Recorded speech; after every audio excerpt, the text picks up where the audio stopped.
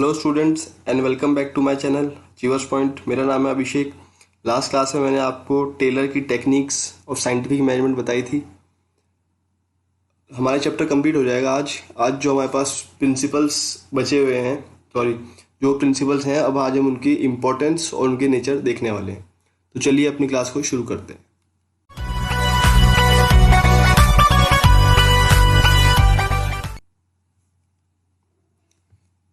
सबसे पहले आता है nature of principle of management. मैंने चैप्टर को थोड़ा पहले लास्ट का पार्ट पढ़ाया, अब शुरुआत का पार्ट पढ़ा रहा हूँ, क्योंकि सबसे पहले आपको प्रिंसिपल्स की नॉलेज होनी चाहिए, तभी तो आपको उनका नेचर पता लगेगा।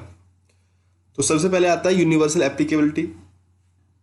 जो हमारे पास प्रिंसिपल ऑफ मैनेजमेंट है और intended to apply to all type of organization. जो हमने प्रिंसिपल्स पढ़े, चाहे वो टेलर के थे चाहे वो फ्यूल के थे, वो हर ऑर्गेनाइजेशन पर लगते हैं। ऐसा नहीं है कि वो बिजनेस के ऊपर लगते हैं या नॉन बिजनेस के ऊपर नहीं लगते, छोटी के ऊपर लगते हैं, बड़े ऑर्गेनाइजेशन के ऊपर नहीं लगते, हर एक ऑर्गेनाइजेशन के ऊपर वो लगते हैं, अप्लाई होते हैं। The principle of management are intended to apply to all type of organization, business as well as non business, small as well as large, public sector as well as private sector, manufacturing as well as service sector. चाहे वो manufacturing हो चाहे service sector हो, हर एक business के ऊपर वो applicable होते हैं। चाहे वो नॉन बिजनेस है उसके ऊपर भी प्रिंसिपल्स हमारे एप्लीकेबल होते हैं जो हमने पढ़े हैं। और लेकिन उनकी एप्लीकेबिलिटी, उनका रिजल्ट वो हर ऑपरेशन हर बिजनेस के ऊपर सेम आए ऐसा नहीं कह सकते, क्योंकि आपके जो प्रिंसिपल्स हैं वो ह्यूमन बीइंग से डील करते हैं और हर एक ह्यूमन बीइंग का नेचर सेम नहीं है। इंडिया का नेचर कुछ, ह्यूमन बीइंग का नेचर कुछ और है। आप जापान जाओ, चाइना जाओ, यूएसए जाओ, ऑस्ट्रेलिया जाओ, वहाँ के लोगों का नेचर अलग है। तो उनका एक्सटेंड, उनकी एप्लीकेबिलिटी वो वेरी करती है person to person, organization to organization और फ्रॉम कंट्री टू कंट्री।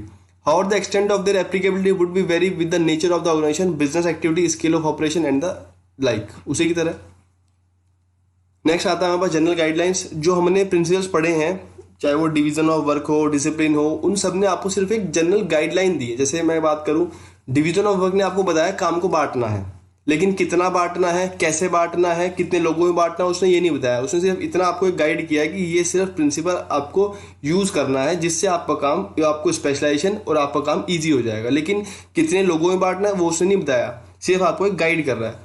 जैसे मैं भी आपको अकाउंट्स पढ़ाता हूँ, तो मैं भी अकाउंट्स में आपको सिर्फ एक बता सकता हूँ, टॉपिक समझा सकता हूँ, कंसेप्ट समझाता हूँ, 2-4 क्वेश्चन सॉल्व करा सकता हूँ, लेकिन मैं आपको एग्जाम का पेपर एज इट इज बता दूं वो पॉसिबल नहीं है। वहां पे तो आपकी थिंकिंग जाती है, जो आपने कंसेप्ट समझे वो जाते हैं, उस हिसाब से आप क्वेश्चन पढ़ते हो, वो आप सॉल्व करते हो। तो यही प्रिंसिपल्स भी हैं, आपको सिर्फ एक गाइड करते हैं, ना कि आपको रेडीमेड स्ट्रेट जैकेट फिक्स आपको कोई बना बनाया सॉल्यूशन प्रोवाइड कर देंगे। The principle are guideline to action but do not provide readymade or straitjacket solution to all the manager problem. कोई आपको रेडीमेड सॉल्यूशन नहीं दे सकते। This is so because real business situation are very complex and dynamic and are result of many factors। क्योंकि real business की situation पढ़ने में और एक्चुअल में काम करने में बहुत ज़्यादा फर्क आता है। For example, in dealing with the situation of conflict between two department, a manager may emphasis the primacy of the overall goal of the organization. अगर मैं बात करूँ कि दो डिपार्टमेंट के अंदर किसी बात को लेकर कंफ्लिक्ट हो गया, झगड़ा हो गया है, तो मैनेजर का काम ये है ये देखना कि किसको हमें सपोर्ट करने से या किसकी बात ना मानने से बिजनेस को ओवरऑल ऑर्गेनाइजेशन फायदा होगा, ना कि हमें सपोर्ट दोनों का करना है। हमें सिर्फ और सिर्फ बिजनेस का फायदा देखना है, बिजनेस का ओवरऑल गोल अचीव होने जरूरी है। कहते हैं in dealing with situation of conflict between two department, a manager may emphasize the primary. तो मैनेजर का प्राइमरी फोकस किसके ऊपर होना चाहिए? बिजनेस के गोल्स के ऊपर, ना कि उनके झगड़ों को सॉर्ट आउट कराना या उनके डिपार्टमेंट के बारे में कोई राय देना। उसका मेन फोकस होना चाहिए बिजनेस के गोल्स को अचीव कराना। नेक्स्ट आता है form by practice and experimentation. जो आपके प्रिंसिपल्स हैं जो हमने पढ़े हैं टेलर और फ्यूल के, ये प्रैक्टिस और एक्सपेरिमेंट पे बने हैं। ऐसा तो नहीं है कि ये एक रात में तैयार कर दिए फ्यूल ने या टेलर ने। इनके ऊपर बहुत ज़्यादा इन्होंने प्रैक्टिस करी, एक्सपेरिमेंट किया, इन्हें अलग सिचुएशन में लगाया, जब जाकर रिजल्ट हर बार सेम आए मतलब जब उनसे रिजल्ट आपको मिलने शुरू हुए तो इन्होंने इन्हें प्रिंसिपल्स का नाम दिया है। जैसे आपके साइंटिफिक प्रिंसिपल्स हैं, जो आपके लॉ ऑफ ग्रेविटी है, लॉ ऑफ मोशन है, वो भी काफ़ी एक्सपेरिमेंट से, प्रैक्टिस से डेवलप हुए। ऐसे ही आपके प्रिंसिपल्स मैनेजमेंट के भी डेवलप हुए हैं प्रैक्टिस से और एक्सपेरिमेंट से। Management principle are not develop overnight, रातों रात बनके तैयार नहीं हुए। They are form on the basis of observation, observe किया, एनालाइज किया इवेंट्स को, which manager face in actual practice. जो मैनेजर ने एक्चुअल प्रैक्टिस में फेस किया उसके बेस पे हमने प्रिंसिपल्स बनाए हैं। नेक्स्ट आता है फ्लेक्सिबिलिटी। जो आपके प्रिंसिपल्स हैं ये फ्लेक्सिबल है। फ्लेक्सिबल का मतलब ये सिचुएशन के हिसाब से चेंज हो जाते हैं, मतलब रिजिड नहीं है।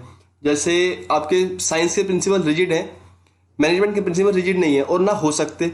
क्योंकि मैनेजमेंट डील करता है ह्यूमन बीइंग से और ह्यूमन बीइंग का नेचर चेंज होता है, तो उनके जो प्रिंसिपल है वो भी फ्लेक्सिबल होने चाहिए क्योंकि सिचुएशन के हिसाब से लगाने पड़ते हैं।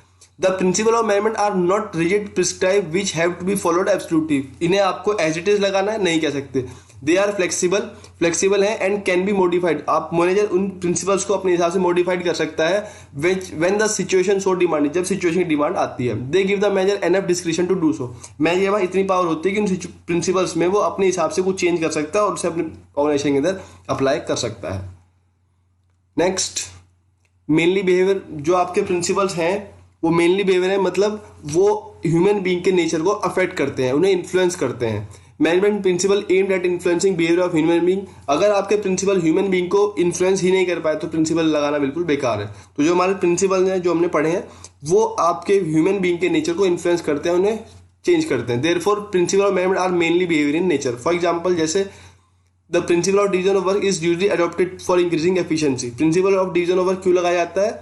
जिससे आपके बिजनेस में आपकी प्रोडक्टिविटी एफिशिएंसी बढ़ सके। But after doing the same work repeatedly, लेकिन अगर वही आप काम रिपीट करते रहो, एक पर्सन बार बार करता रहे, तो वो उससे बोर हो जाता है। A person get bored thereby resulting in decreasing efficiency. उससे उसकी एफिशिएंसी भी कम हो जाती है। Next, cause and effect relationship. ये जो आपके प्रिंसिपल्स हैं ये कॉज एंड इफेक्ट रिलेशनशिप के ऊपर डिपेंड करते हैं। मतलब कॉज एंड इफेक्ट रिलेशनशिप बताते हैं, मतलब किस कारण से, मतलब किसी चीज के चेंज करने से किसी के ऊपर क्या प्रभाव पड़ेगा, उसमें क्या चेंज आ जाएगा, ये प्रिंसिपल आपको ये भी बताते हैं। The principle of management establish relationship between cause and effect. मतलब किसी कारण से किसके ऊपर क्या प्रभाव आएगा, ये प्रिंसिपल आपको उस बारे में गाइड करते हैं, बताते हैं, रिलेशनशिप बताते हैं। They specified what the ultimate outcome will be if a particular situation work is done in a particular manner. ये आपको ये बताते हैं अगर आपने ये काम किया तो इस सिचुएशन से, इस काम से आपके ऊपर क्या, किस काम के ऊपर क्या चेंज आएगा, क्या उसका रिजल्ट होगा, क्या आपका आउटकम होगा। एग्जाम्पल से समझते हैं इस बात को। जैसे if according to principle of division of work, division of work लगाने से क्या होता है, हमारे पास आपको डिफरेंट पार्ट पे अलग अलग काम दे देते हैं। उससे क्या होता है, पर्सन को स्पेशलाइजेशन मिलती है, आपकी एफिशिएंसी बढ़ती है, प्रोडक्टिविटी इंप्रूव होती है। तो उससे आपको पता लगा कि अगर आप काम को बांट के करोगे तो उससे आपकी एफिशिएंसी इंक्रीज होगी, स्पेशलाइजेशन मिलेगी, काम को बर्डन नहीं होगा एक पर्सन के ऊपर। तो उसने आपको उसके बारे में प्रभाव बताया, इफेक्ट बताया। मतलब अगर आप डिवीजन ऑफ वर्क लगाओगे तो उससे आपकी एफिशिएंसी इंक्रीज होगी। If according to principle of division of work, the work is divided into different part, each part being assigned to a particular person according to his interest and capacity, then it will result in increasing an overall efficiency. इससे क्या होगा, आपकी overall efficiency increase हो जाएगी। In this case, the division of work is a cause and increase the efficiency is the effect. इसके अंदर, इस case के अंदर हम कह सकते हैं डिवीजन ऑफ वर्क एक कॉज है, एक कारण है, और उसकी एफिशिएंसी वो उसका इफेक्ट है। मतलब एफिशिएंसी बढ़ा देना, उससे क्या होगा, हमें उससे प्रभाव पता लगेगा। In the same manner, the other principle of management also establish relationship between cause and effect. जो आपके अदर प्रिंसिपल्स भी हैं, चाहे वो टेलर हो चाहे फ्यूल के हो, वो भी इस हिसाब से कॉज एंड इफेक्ट रिलेशनशिप में बताते हैं कि किसकी इस कारण से इसके ऊपर ये प्रभाव आएगा। जैसे मैं एक और एग्जांपल देता हूँ। डिसिप्लिन हमारे पास प्रिंसिपल है, बिजनेस के अंदर डिसिप्लिन मेंटेन होना चाहिए। तो अगर हम डिसिप्लिन मेंटेन करेंगे, वो कारण है, उससे क्या होगा, बिजनेस में जो भी आपका काम है वो रूल्स रेगुलेशन फॉलो होंगे। एक और एग्जाम्पल देता हूँ। हमारे पास यूनिटी ऑफ कमांड है। यूनिटी ऑफ कमांड कहते हैं ड्यूअल सबऑर्डिनेशन रिमूव करो। तो अगर हम यूनिटी ऑफ कमांड फॉलो करते हैं, वो कॉज है, उसके क्या प्रभाव पड़ेंगे, उससे आपका मैनेजर कंफ्यूज नहीं होगा, उससे आपका क्या होगा, ओवरलैपिंग नहीं होगी एक्टिविटीज की। नेक्स्ट आता है कंटीजेंट। कंटीजेंट होता है मतलब जो डिपेंड करते हैं सिचुएशन टू सिचुएशन, मतलब इनका हर बार सेम सिचुएशन में लगना या ना लगना वो डिपेंड करता है। The principle of the application of principle of management is contingent, मतलब उसका एप्लीकेशन डिपेंड करता है सिचुएशंस के ऊपर, डिपेंड अपॉन प्रिवेलिंग सिचुएशन और at a particular point of time. The application of principle had to be change as per requirement. उनकी requirement application situation के हिसाब से चेंज भी की जा सकती है। एग्जाम्पल समझते हैं।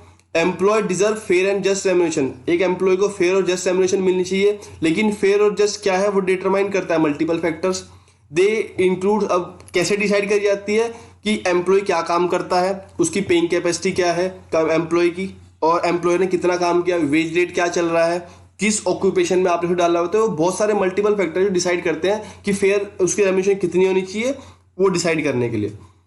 Employee deserve fair and just remuneration, but what is just and fair is determined by multiple factors. They include contribution of employee, and employee contribution क्या है, वो कितना काम कर रहा है, पेइंग कैपेसिटी, कंपनी की पेइंग कैपेसिटी क्या है of the employer, and also prevailing wage rate, उस टाइम पे वेज रेट क्या चल रहा है for the occupation under consideration, जो उसे काम देगा उस टाइम के लिए उसका वेज रेट क्या चल रहा है। नेक्स्ट आते हैं आपके पास सिग्निफिकेंस कहूँ या इंपॉर्टेंस कहूँ, एक ही बात है, significance of principle of management. पहला है providing manager with useful insights into reality, मतलब अगर एक मैनेजर प्रिंसिपल्स को यूज करता है मैनेजमेंट के, तो उससे उसे एक इंसाइट्स मिलती है। इंसाइट्स का मतलब एक सिक्स सेंस मिलती है, जिससे वो रियल सिचुएशन को पहले से ही जान लेता है, भाप लेता है, और उस चीज के लिए वो पहले से तैयार हो जाता है। अब वो उसे इंसाइट्स कैसे मिलती है, वो उसके पास्ट एक्सपीरियंस के हिसाब से उसे मिलती है। जैसे मैं आपको अपना एग्जांपल देता हूँ, जैसे बच्चे मेरे से पूछते हैं कि सर ये क्वेश्चन आने वाला है नहीं आने वाला, ये टॉपिक आपको इंपॉर्टेंट लगता है नहीं लगता है, तो हम टीचर कैसे बता पाता है, मैं कैसे बता पाता हूँ। बच्चे हमारे पास उस चीज के लिए एक्सपीरियंस है, हमने पीछे 5-7 साल से पढ़ा रहे हैं, उस पेपर को देख रहे हैं, एनालाइज कर रहे हैं, जब वो क्वेश्चन रिपीट हो रहा है, बार बार आ रहे हैं, तो हम टॉपिक को बताते हैं कि एग्जाम में क्वेश्चन आता ही है। तो उस चीज से हमें मतलब एक शिक्षा से मिल जाता है कि फ्यूचर में हम थोड़ा बहुत अंदाजा लगा लेते हैं कि ये क्वेश्चन आ सकते हैं, ये क्वेश्चन नहीं आ सकते। अब वो कैसे बता पाता है, वो पास्ट में अपने चीजों को देखता है, अंडरस्टैंड करता है कि क्या पैटर्न है, क्वेश्चन का पैटर्न क्या है, टॉपिक का क्या पैटर्न है, उस हिसाब से टीचर एक स्टूडेंट को गाइड करता है कि ये टॉपिक मेरे हिसाब से इंपॉर्टेंट है, ये टॉपिक मेरे से इंपॉर्टेंट नहीं है। ऐसे ही मैनेजर भी अपनी सिक्स सेंस को, अपनी इंसाइट्स को यूज करता है रियल सिचुएशन में, और जो सिचुएशन बार बार रिपीट होती हैं उन सिचुएशंस को देखते हुए फ्यूचर को अपना बेटर कर लेता है। कहते हैं the principle of management provide the manager with useful insights into real world situation.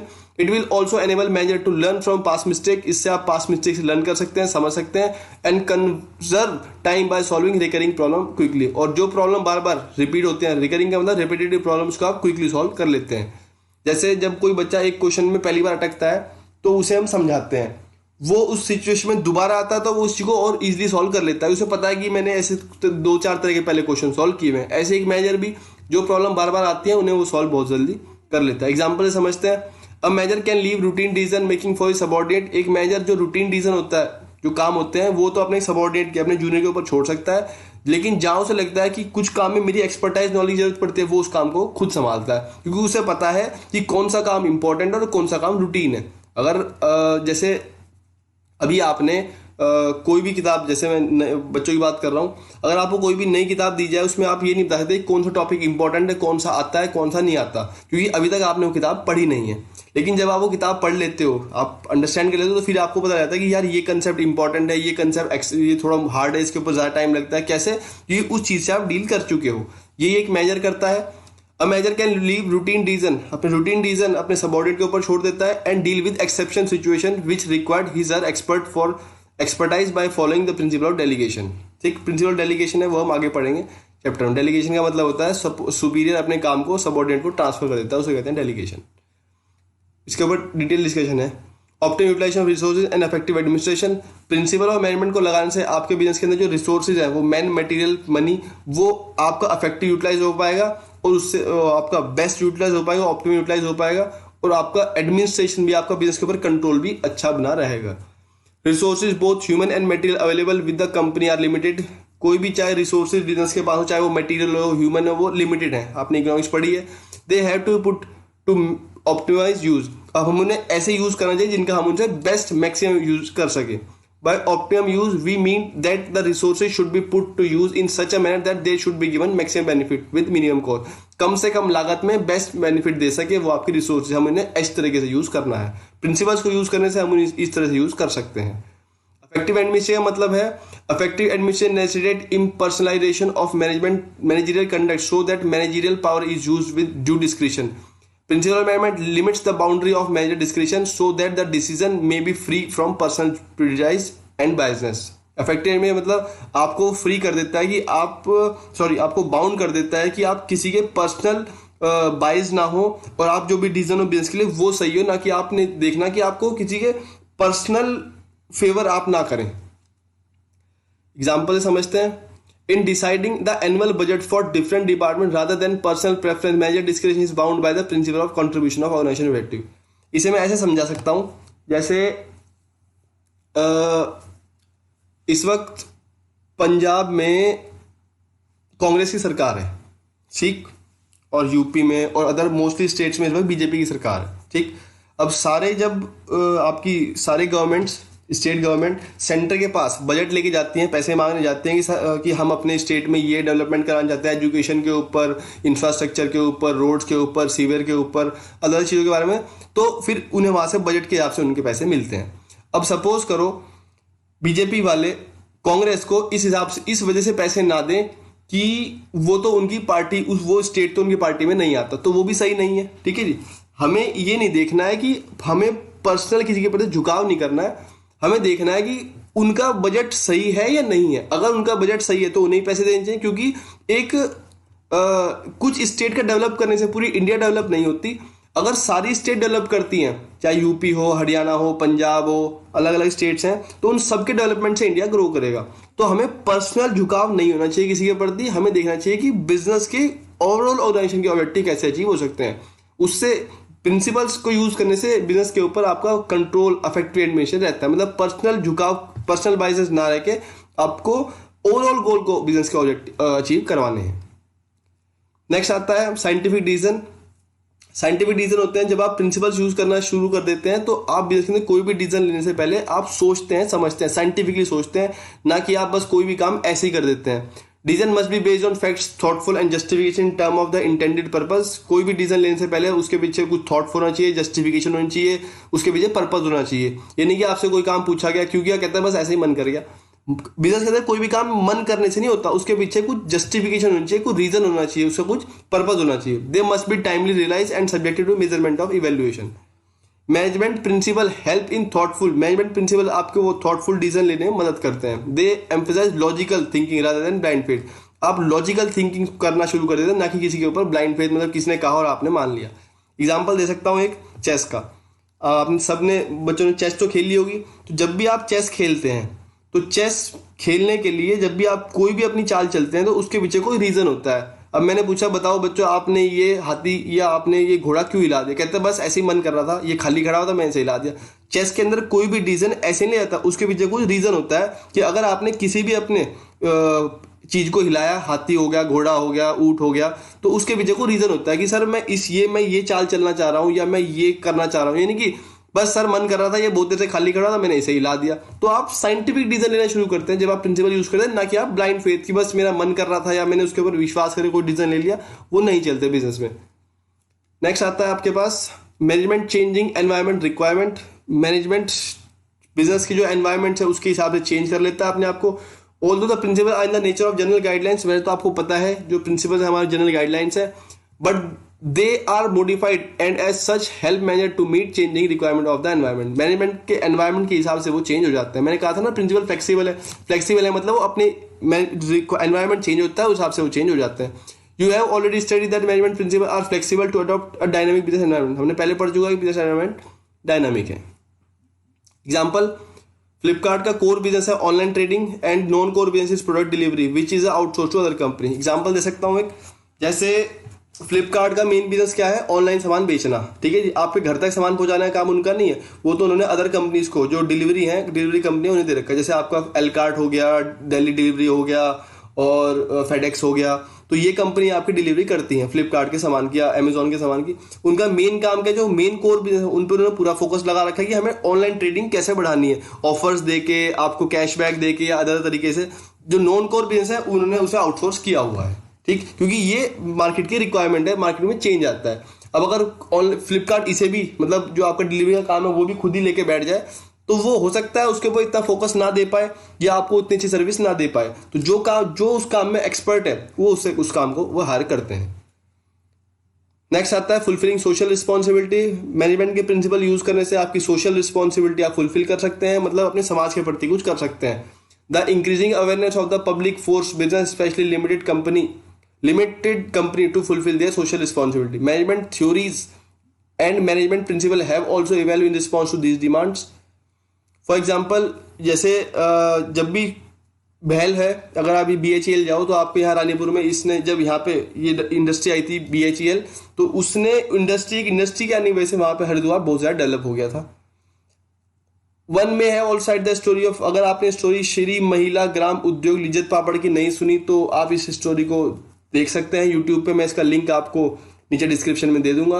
ये बड़ी अच्छी केस स्टडी है, एग्जाम में इसके ऊपर आपकी बुक में भी सीबीएसई में कॉपी कर रखी है, या तो आप बुक से पढ़ सकते हैं। अगर आपको पढ़ने का मन नहीं है तो आप इस वीडियो को देख सकते हैं, डिस्क्रिप्शन में आपको उसका लिंक दे दूंगा। ठीक, बड़ी अच्छी स्टोरी है, देखना कि कैसे कुछ औरतों ने मिलकर काम शुरू किया था और आज कितनी बड़ी उन्होंने इंडस्ट्री शुरू कर दी है लिज्जत पापड़ के नाम से। देखना उन्होंने भी अपनी सोशल रिस्पॉन्सिबिलिटी कैसे फुलफिल करते हैं, अच्छी केस स्टडी, देख लेना। नेक्स्ट आता है आपके पास management training education and research. Management principles को यूज करने से आप अपने एम्प्लॉय को ट्रेन कर सकते हो, एजुकेट कर सकते हो और नई नई चीजों की रिसर्च भी कर सकते हो।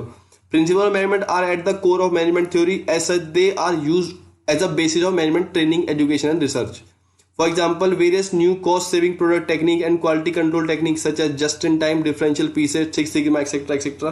आप यूज कर सकते हैं। सिक्स सिग्मा तो आपको पता ही होगा कि जो मैंने आपको क्या कहते हैं डब्बा वाला की वीडियो दिखाई थी, वहां पे आपने देख लिया होगा सिक्स सिग्मा क्या है। डिफरेंशियल पीस वेज भी आपको पढ़ा है, अभी हमने टेक्निक पढ़ी है टेलर की। और जस्ट इन टाइम बता देता हूँ क्या होता है। जस्ट इन टाइम होता है कि कोई भी सामान आपको विद इन जब आप फोन करते हो तो आपको अवेलेबल हो जाता है। जैसे एक एग्जाम्पल दे सकता हूँ, जेट बोलते हैं इसे। जैसे आपकी सपोज करो कंस्ट्रक्शन कंपनी है और आपको सीमेंट की रेगुलर जरूरत पड़ती रहती है, तो या तो आप क्या काम करो, सीमेंट को अपने गोदाम में स्टोर कराओ, ठीक है जी। उससे आपकी स्टोरेज कॉस्ट बढ़ जाएगी, क्योंकि भाई जब आप 1500 कट्टे अपने सीमेंट के रखोगे अपने स्टोर में तो उन कॉस्ट पे करनी पड़ेगी। दूसरा तरीका क्या है कि आप डीलर को कॉल करो और डीलर आपको विद इन 1 घंटे में या 2 घंटे में उसी दिन में आपको डिलीवरी कर दे, उसे कहते हैं जस्ट इन टाइम। तो इन तरह की आपकी नई नई टेक्निक्स आते रहते हैं जो आपके बिजनेस में आपकी हेल्प करती हैं। मैनेजमेंट आपकी मदद करता है नई रिसर्च करने में, एजुकेट करने में और अपने एम्प्लॉय को ट्रेन करने में। बस स्टूडेंट्स, चैप्टर तो कंप्लीट हो गया है। नेक्स्ट वीडियो से मैं आपको इस चैप्टर की केस स्टडी बताऊंगा। तो केस स्टडी की वीडियोस देखने से पहले आप पूरी एक बार चैप्टर को, पूरी जो वीडियोस मैंने बनाई है वो सारी देख लें, जिससे आप केस स्टडी को अंडरस्टैंड बेटर कर सकें और जवाब दे सकें। Thank you student, thank you for watching my video अगर आपको यूजफुल लगा हो तो वीडियो को शेयर कर, अपने लाइक करें, अपने फ्रेंड के साथ शेयर करें और चैनल को सब्सक्राइब भी करें। Thank you students, thanks for watching my videos.